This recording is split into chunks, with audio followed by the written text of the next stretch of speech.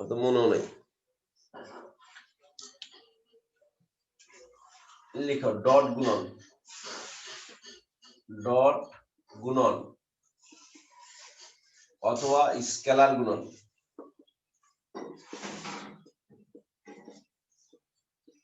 Dot গুণন অথবা scalar গুণন। সনদটা মিলে দাও। ডট গুণের সংজ্ঞা হচ্ছে এ আর বি যদি ভেক্টর হয় তাহলে এদের ডট গুণকে এ ডট বি দ্বারা সূচিত করা হয়, এ ডট বি দ্বারা সূচিত করা হয়, এ ডট বি।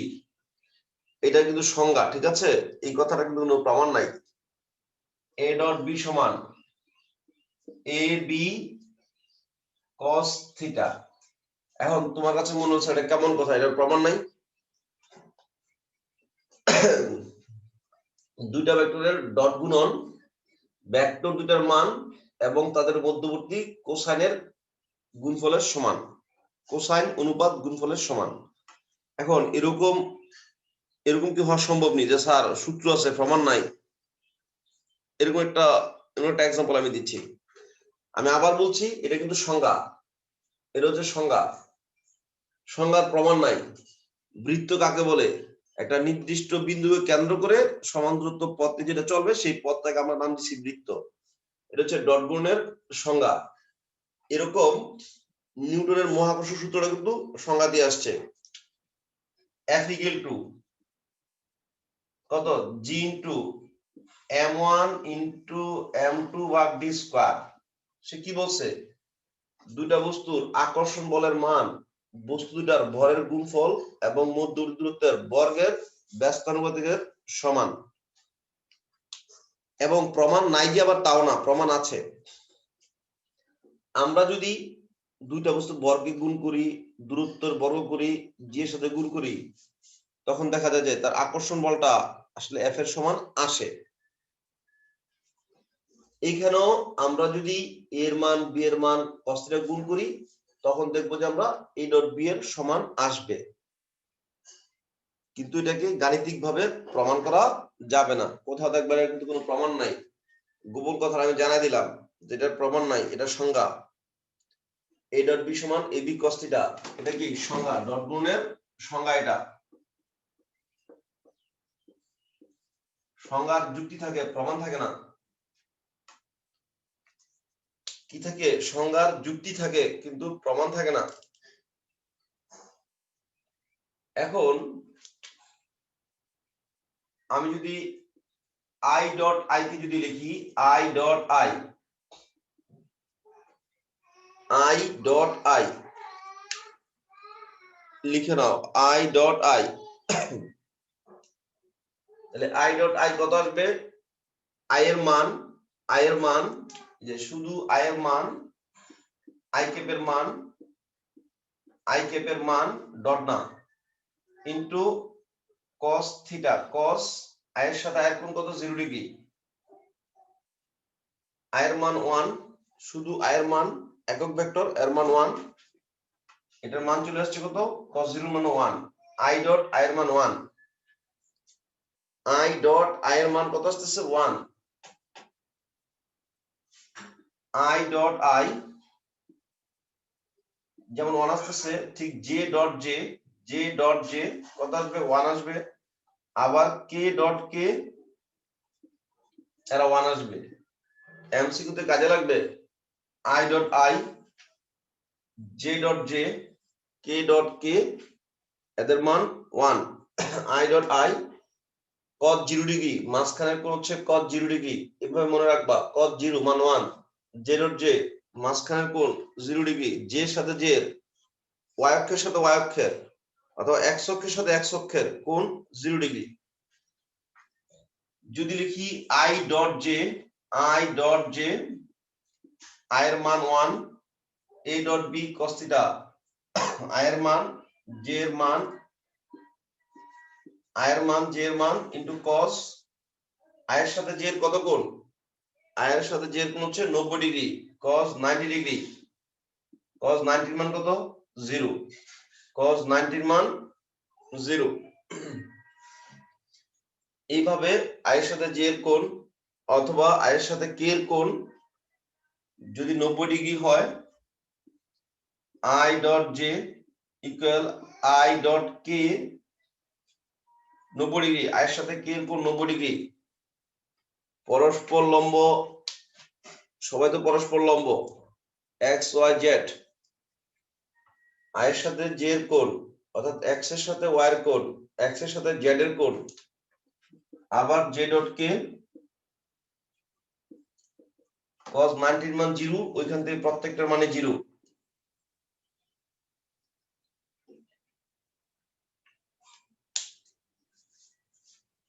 এখন যদি লিখি 2i cap plus 2i cap dot 3j cap, 2i cap dot 3j cap,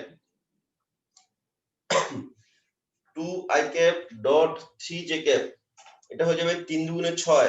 এগুলি স্কেলার, স্কেলার গুলো বাংলা গুণ হয়ে যাবে, স্কেলার মানগুলা নরমাল গুণ হয়ে যাবে। 3 দুগুণে 6 6। i dot j, i dot j, i dot j কত 0 ডিগ্রি 90 ডিগ্রি অর্থাৎ 0 মান, অর্থাৎ 0। 6i cap dot 2i cap, আগে সংখ্যাগুলা স্কেলার গুলা নরমাল গুণ হয়ে যাবে, স্কেলার মানগুলো একদম নরমাল গুণ হয়ে যাবে। 6 দুগুণে 12, i dot i, i dot i cos 0 degree, cos 0 মান 1 অর্থাৎ মান 1 ইকুয়াল টু 12। এইভাবে ডট আর ক্রস দিয়ে কিছু এমসিকিউ তো মাস্ট আমাদের শিখতে হবে, এই এমসিকিউ কাজে লাগবে।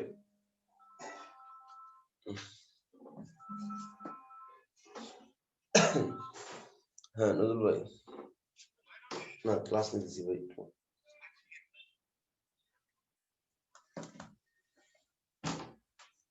নেক্সট দেখো, আমরা এখন এই সংজ্ঞা থেকে একটা কম্পোনেন্ট থিওরি প্রুফ করব, যেটা আমাদের মূলত লাগবে। আমাদের কি ছিল, a ডট b সমান ab cos থিটা, মুছে ফেলছিলাম না, ab cos থিটা।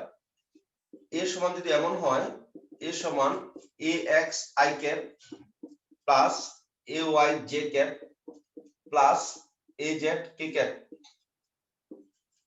b সমান bx i cap plus by j cap plus bz k cap. এটা প্রমাণ করতে বলতে পারে, ঠিক আছে, যে প্রমাণ করো এই থিওরিটা, আমি যেটা প্রমাণ করব এটা প্রমাণ করতে বলতে পারে। এখন লিখলাম a dot b, a dot b, a dot b সমান এই ভেক্টরটা লেখো ax i cap plus ay j cap plus az k cap dot, এই ভেক্টরটা লিখলাম, তারপর ডট, তারপর b vector bx i cap plus by j cap plus bz k cap, ax i cap plus ay j cap plus az k cap dot, এবার আমরা একদম normal গুণ করে দেব, axi dot bxi, axi dot byj, axi dot bzk, একদম বাংলা যে গুণটা আমরা করি ওই গুণটা করে দেব। আমি সবগুলো লিখছি না, আমি কম কম লিখবো, কিন্তু তোমাকে যদি প্রমাণ করতে বলে তুমি এইভাবেই সবগুলো লিখে দিবা। দেখো, বা আমি যদি লিখিয়ে দিই একটার মধ্যে axi dot bxi, axi dot bxi, তাহলে গুণটা কিভাবে হয়, ax আর bx নরমাল গুণ হবে, ax bx নরমাল গুণ হবে, আর কি i dot i dot i, i dot i, i dot i এর মান 1, তাহলে ax bx, ax bx।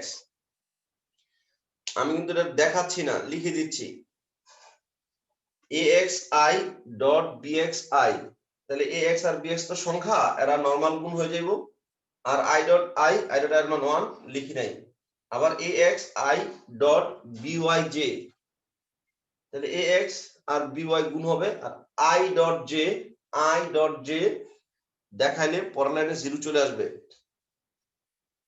i dot j এর মান 0, আবার i ডট k ওইটার মান কত 0। এবার এটা দিয়ে গুণ করি, কত ay j cap dot bx i cap j dot i 90 degree, 90 degree হলে মানটা 0, অর্থাৎ j ডট i 0 হয়ে গেছে, j ডট j মান 1, অর্থাৎ ay by থেকে গেছে plus ay by j dot k, দেখো আমি কিন্তু এটা যে প্রত্যেকটারে গুণ দিচ্ছি, j dot i 0, j dot j 1, যার কারণে আমি এটা লিখতে পারছি j ডট k 0, আবার k dot i 90 degree, k dot i 90 degree 0, plus k dot j এটাও 0, k ডট k মান 1, তাহলে এটা থেকে যায় az bz, এটাকে বলা হয় কম্পোনেন্ট থিওরি, এটাকে বলা হয় কম্পোনেন্ট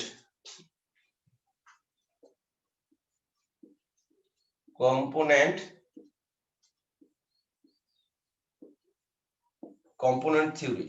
a ডট b এর a ডট b সমান ax bx, এটা কিন্তু আমি একটা লিখে ফেলছি, কিন্তু এটা তোমাকে পরীক্ষায় 2 নাম্বার জন্য প্রমাণ করতে দিতে পারে, যে প্রমাণ করো a ডট b সমান ax bx ay by az bz, প্রমাণ করো a ডট b সমান ax bx ay by az bz, কোনোদিনই তোমাকে এটা প্রমাণ করতে বলবে না, ঠিক আছে, এটা প্রমাণ নাই। তোমরা ফিজিক্সে পড়ছো, তারপরে করছো, তোমরা অনেকে জানে না যে এটা আসলে এটা প্রমাণই নেই। আমি অনেকেরই জিজ্ঞেস করি এটা প্রমাণ কি, পরে বলে যে হ্যাঁ এটা একটা প্রমাণ তো আছে, আসলে সে জানি না যে এটা প্রমাণই নেই,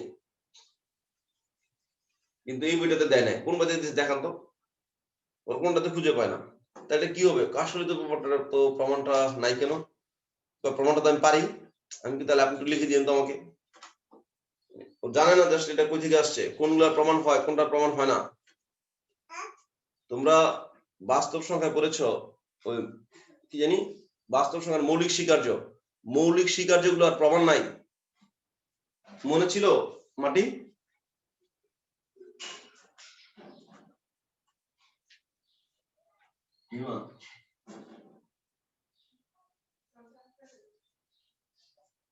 ওই মাটি,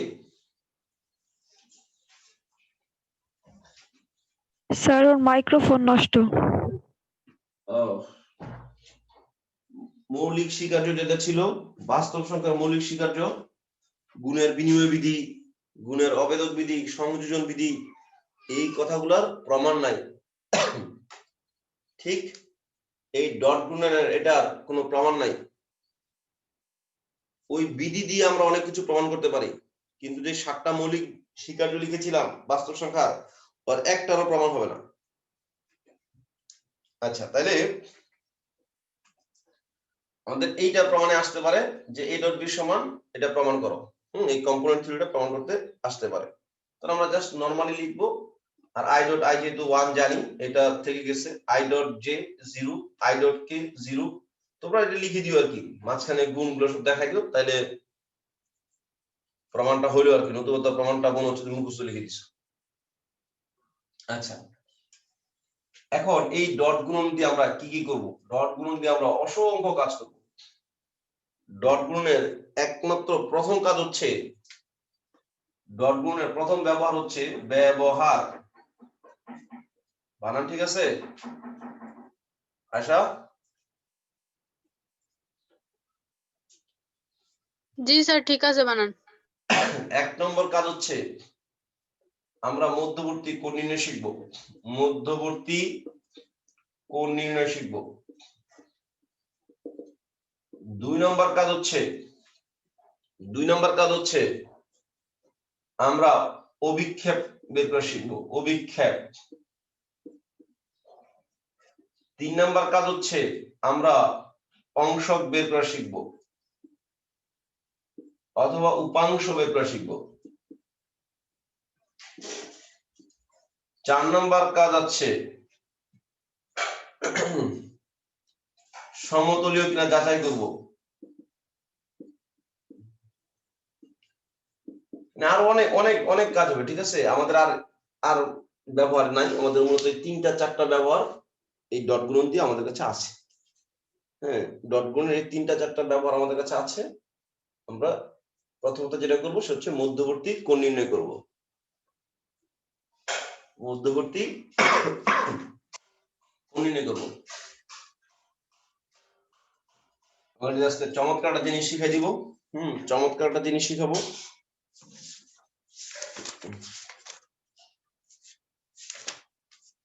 7 নম্বর,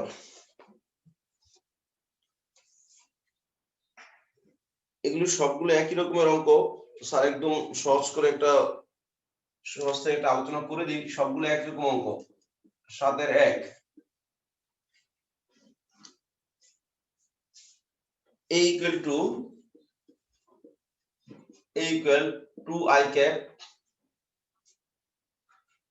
2i cap plus 2j cap plus 2j cap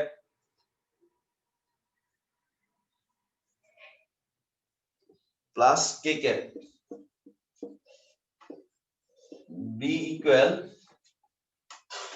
equal to 10 minus 11 to 10 minus 11 k cap. বলা হচ্ছে এই ভেক্টর দুটার মাঝখানের কোণ কত। এই ভেক্টর দ্বয়ের মাঝখানের কোণ নির্ণয় করো।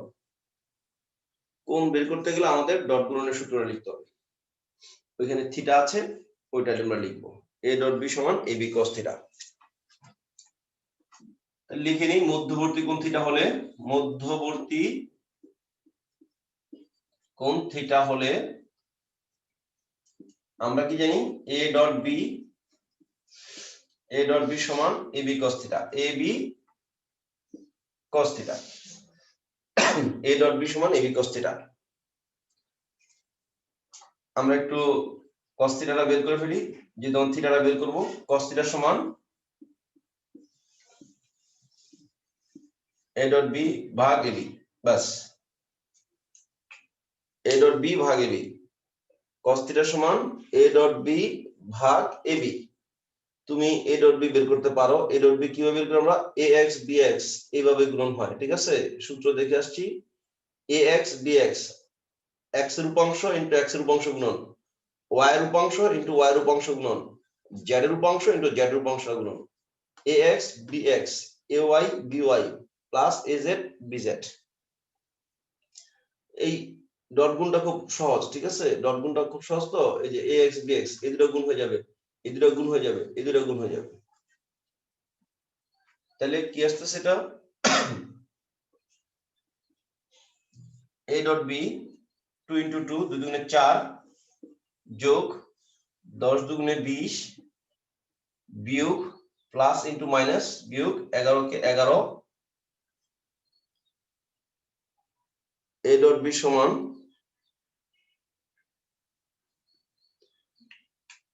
cos theta equal to a dot b আমরা বের করে ফেলতে পারি। আর a এর মান হচ্ছে এই ভেক্টরটার মান কি বের করি, রুট ওভার মান হচ্ছে অতিভুজটা, এভাবে লক্ষ্য রাখবা। মান হচ্ছে অতিভুজ, ভেক্টরের মান অর্থাৎ এটার অতিভুজ। 2 square plus 2 square 2 square plus 2 square plus 1 square into B ভেক্টরের মান, বি ভেক্টরের মান কত আসবে, 2 square plus 10 square plus 11 square. মনে হতে পারে স্যার মাইনাস দিয়ে দিলেন না স্যার, মাইনাস 11 এর উপর হোল স্কয়ার করে দিয়েছি, প্লাস 11 হয়ে গেছে। এখানে স্যার মাইনাস 11 এর উপর স্কয়ার করেছি, আমরা এখানে মাইনাস 11 এর উপর স্কয়ার করেছি, প্লাস 11 স্কয়ারই হয়ে গেছে।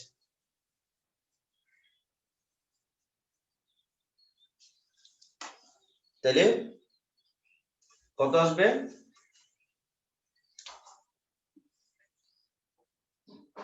13 এখানে হচ্ছে 13, এখানে হলো 13, এটা কত 3, আর হচ্ছে 15।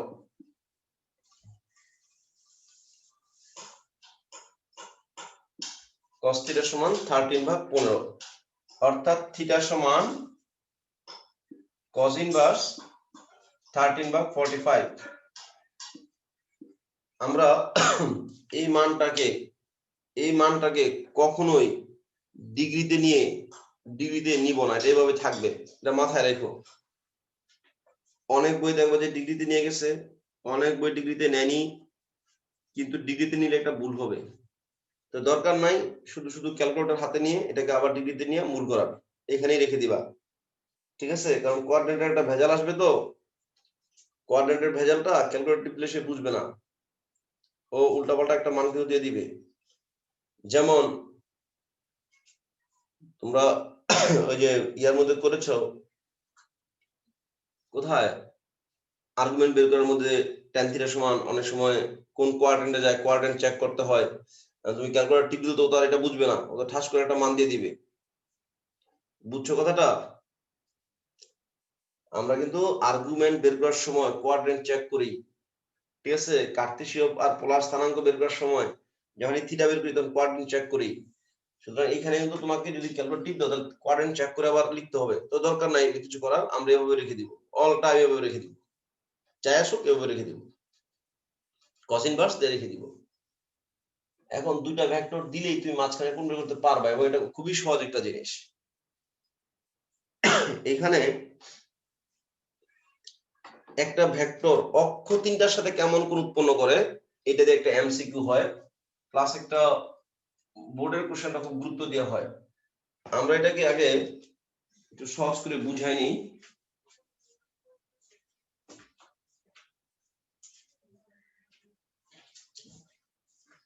একটা ভেক্টর অক্ষ তিনটার সাথে কেমন কোণ উৎপন্ন করে, যেমন 7-এর 3 নম্বর অঙ্কটা দেখো, অসংখ্যবার আসছে 7-এর 3 নম্বর অঙ্কটা, 7-এর 3,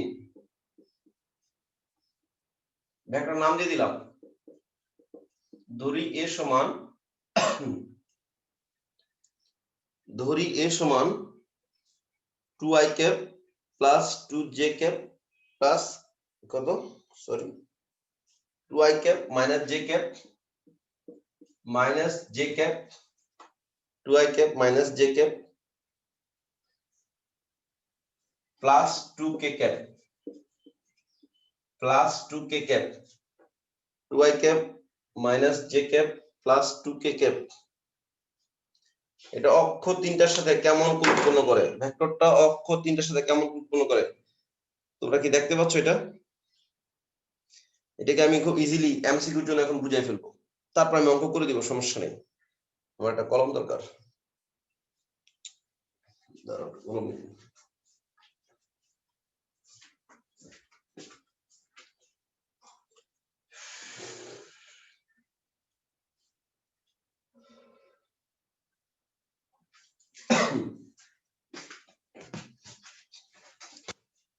তোমরা কি ত্রিমাত্রিক স্থানাঙ্কটা দেখতে পাচ্ছ?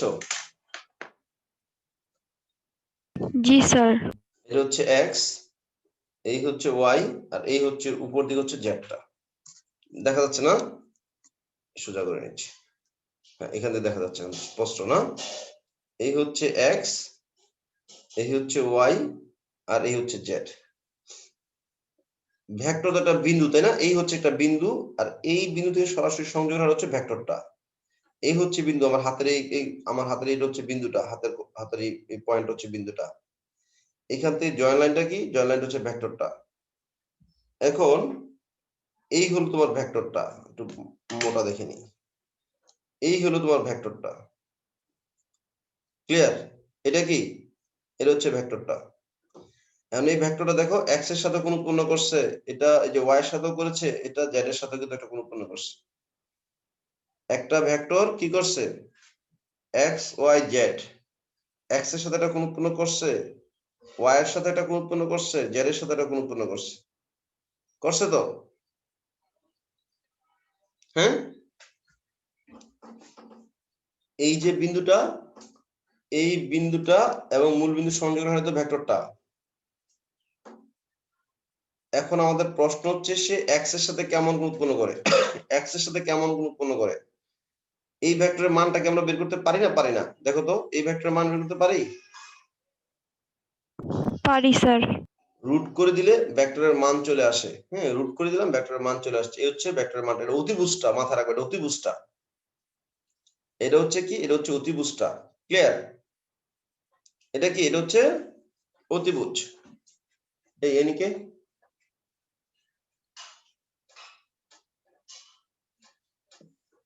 তোমাদের সাথে এনিকে চিনো? মিম?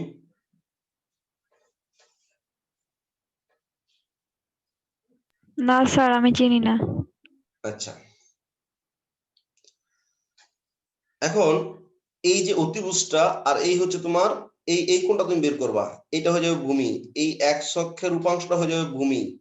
এটা হলো অতিভুজ। তাহলে যদি এই থিটা যদি বের করতে চাই, এই থিটা যদি বের করতে চাই, cos থিটা সমান কত? ভূমি ভাগ অতিভুজ। দেখো, ভূমি ভাগ অতিভুজ। বুঝা যাচ্ছে কথাটা? এই যদি হয় অতিভুজ, এই হচ্ছে থিটাটা, দেখো এই হচ্ছে থিটাটা, এটা হচ্ছে থিটা। এইটুকু কি? ভূমি। এটা কি? অতিভুজ। আমি একটু পাশাপাশি একটু বড় দেখাচ্ছি,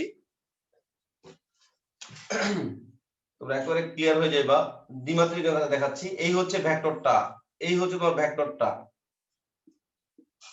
এটা হলো তোমার ভেক্টরটা, ঠিক আছে?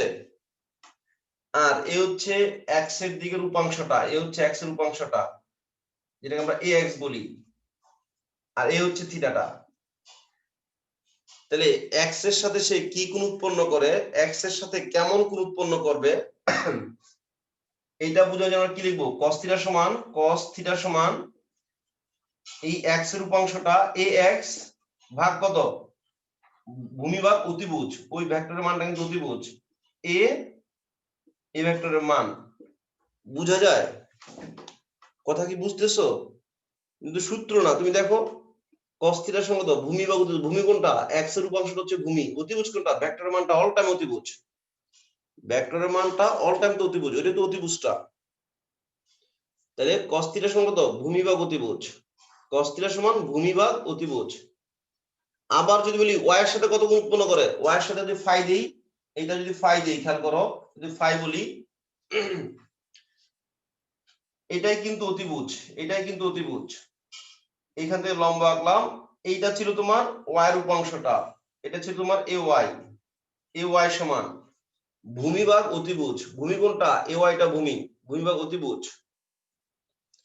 কথা কি বুঝছো? জি স্যার। একটা ভেক্টর x এর সাথে কত গুণ উৎপন্ন করবে? x এর উপাংশটা তার ভূমি আর তার মানটা তার অতিভুজ। x এর তুমি নিজেই ফিল করো। ধরো, এটার জন্য সূত্র টুত্র দরকার নাই, ঠিক আছে? আমরা এটা একটা শর্টকাট মুখস্থ করি যে x এর সাথে কত গুণ উৎপন্ন করলো। বা তুমি এই যে আমি তোমাকে এই ফিগারটা দেখিয়েছি, ঠিক আছে? তুমি এটা দিয়ে অনেক সময় চিন্তা করতে পারবা যে আসলে ব্যাপারটা স্যার এটা কি বুঝাইছে। তুমি বাসায় একটা বানাও এরকম করে। আমি এটা মানে নিতে বানাইছি। এই ধর একটা, এই যে একটা সমকোণী ত্রিভুজ বানাই ফেলছি, সমকোণী ত্রিভুজ। এর ভূমি কোনটা? ভূমি এই যে ax টা ভূমি, এই যে ax টা ভূমি, এই যে অতিভুজ। এইটার আমার দরকার নেই, লম্বর আমার দরকার নেই। এটা যদি থিটা বলি, cos থিটা সমান ভূমি ভাগ অতিভুজ। যদি বলি y এর সাথে কত গুণ, তাহলে এই হচ্ছে থিটা, এই হচ্ছে থিটা, এটা হবে ভূমি, এটা হবে ভূমি, ভূমি ভাগ অতিভুজ, y এর উপাংশ ভাগ অতিভুজ। যদি z এর কথা বলি, ঠিক আছে? এটা তো ক্লিয়ার। এখন যখনই বলবে x এর সাথে কত গুণ উৎপন্ন করছে, তাহলে x এর উপাংশ ভাগ অতিভুজ, x এর উপাংশ ভাগ অতিভুজ। ভেক্টরটার মান কত? ভেক্টরটার মান হচ্ছে, আসলে ভেক্টরের মান বের করতেছি, আসলে এটা কি বের করতেছি আমি তো অতিভুজ বের করতেছি। তোমাদেরকে যখন আমি সূত্রটা লিখেছিলাম যে ভেক্টরের মান, তখন থেকে কিন্তু আমি এটাকে বলছি এটা একটা অতিভুজ। এবং এই কথাটা বলার পিছনে উদ্দেশ্য আছে, তোমাদের জন্য এটা মাথায় গেঁথে যায় যে আসলে এটা অতিভুজ আসতেছে। এটা সমকোণী ত্রিভুজের অতিভুজ আসে। ভেক্টরের মান কত 4 প্লাস 1 প্লাস 4 ইকুয়াল টু 3। এই তোমার অতিভুজ চলে আসছে। তাহলে x এর সাথে উৎপন্ন কোণ, x এর সাথে উৎপন্ন কোণ যদি বলি আলফা হলে cos আলফা সমান ভূমি ভাগ অতিভুজ। আমি আবার এবারও লিখে দিচ্ছি, তোমাদেরকে লিখছি তোমাকে জাস্ট মনে রাখানোর জন্য, ভূমি ভাগ অতিভুজ না লিখলেও সমস্যা নাই, এই ভূমি ভাগ অতিভুজ না লিখলেও সমস্যা নাই। এখন যখন x এর সাথে ত্রিভুজটা উৎপন্ন করবে, x এর উপাংশটা হবে ভূমি, আর অতিভুজ ও নিজেই অতিভুজ, ভূমি ভাগ অতিভুজ। x এর উপাংশটা 2, ভূমি হচ্ছে 2, অতিভুজ কত 3। আলফা সমান cos ইনভার্স 2/3। এটাকে আমরা সূত্র দিয়ে করলে অনেক বড় হয়, ঠিক আছে? ওই আমি সূত্র দিয়ে করে দেব, ঠিক আছে? এটা তুমি এমসিকিউর জন্য মনে থাকবে, রিটেনও লিখতে পারবা, দুটাই করতে পারবা। মাটি এটা বুঝছো?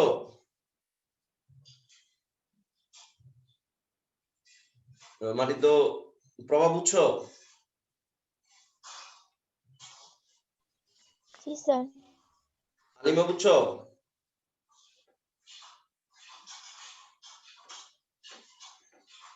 আলিমা নাই? স্বর্ণা? জি স্যার। বুঝছো? জি স্যার। জান্নাত?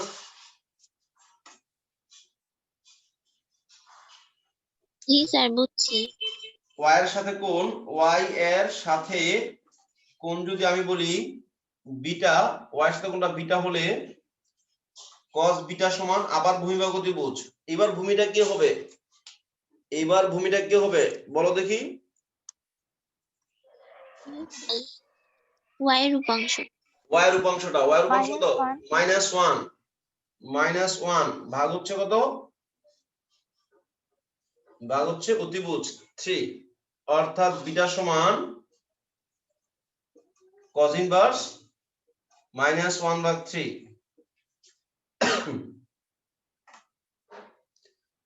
ঠিক এইভাবে আমরা কি করতে পারবো? জেডটা বের করতে পারবো। জেড অক্ষের সাথে যদি কোণটা হয়, জেড অক্ষের সাথে কোণ কত?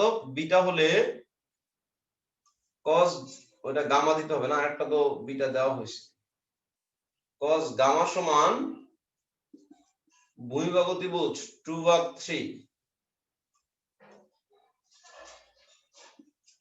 গামা সমান cos ইনভার্স 2/3। এটা এমসিকিউ তো আসলে খুব ইজিলি মনে থাকবে, যেটা একটা সূত্রের মতো করে এটা শর্টকাট মুখস্থ করলাম, ব্যাপারটা আসলে সেটা না। এটা একদম ন্যাচারাল একটা ব্যাপার, যে cos θ সমান ভূমি ভাগ অতিভুজ, cos θ সমান ভূমি ভাগ অতিভুজ চলে আসছে, cos θ সমান ভূমি ভাগ অতিভুজ।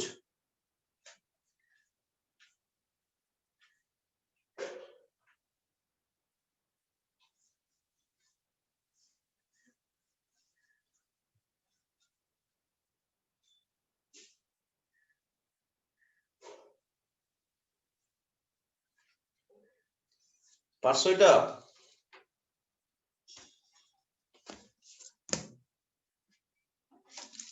চলতে পারছো? জি স্যার। দাঁড়াও, একটা জিনিস হঠাৎ করে মনে হচ্ছে, একটু লিখে নি।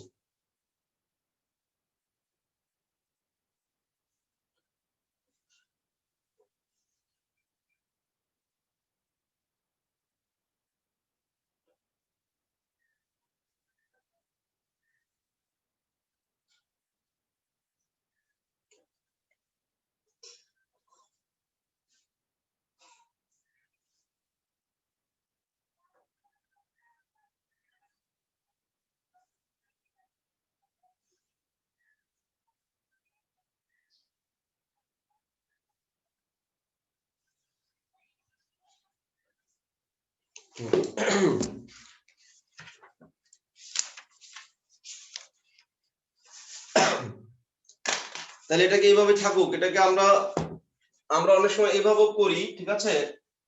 যে ধরি x অক্ষের যে ভেক্টরটা i ক্যাপ, ধরি x এর দিকে ভেক্টর ভেক্টর সমান আই ক্যাপ। আমি একটু বিকল্প একটু একটা লাইন দেখা দিচ্ছি আর কি, বিকল্প একটা লাইন দেখা দিচ্ছি। এক্স এর ভেক্টর আই ক্যাপ অর্থাৎ এ এবং আই ক্যাপের মাঝখানের কোণ বের করব, এ এবং আই ক্যাপের মাঝখানের কোণ বের করব, সূত্র দিয়ে করবো আর কি এখন আমরা। আর আমরা এর আগে যেটা শিখেছিলাম এটা একদম ভিতরের ভাবটা শিখে ফেলছি, ঠিক আছে, ভিতরের অরিজিনাল জিনিসটা শিখে ফেলছি, সূত্র আসলে কি বোঝাচ্ছে ওইটা শিখে ফেলছি। এখন সূত্র কি, এ আর আই এর কোণ যদি আমরা থিটা ধরে নিই বা আলফা ধরে নিই, এ ডট আই সমান কি এ এর মান আর আই এর মান 1 ইনটু cos আলফা, এ এর মান আই এর মান ইনটু